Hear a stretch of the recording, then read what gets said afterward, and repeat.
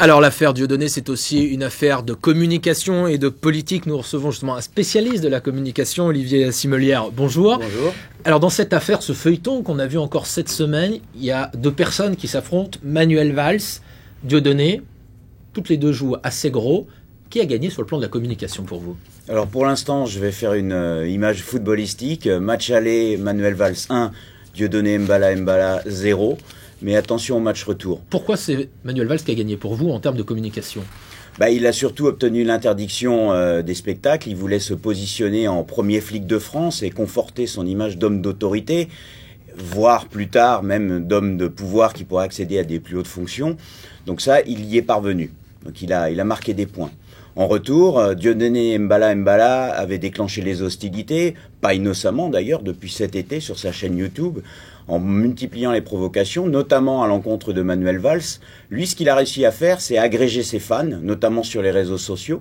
Faut pas oublier que ses vœux, par exemple, sur YouTube, ont été vus par près de 3 millions de personnes en quelques jours. C'est énorme. Alors, une semaine qui a été marquée par la communication politique, puisqu'on a eu hier cette une d'un magazine People qui dit révéler une liaison entre le président de la République François Hollande et une actrice. Ça a été très commenté, on l'a vu également cette nuit, ce matin, à l'étranger, par la presse étrangère. Comment ça se passe à l'étranger, par exemple aux États-Unis, pour la communication du président, pour sa vie privée?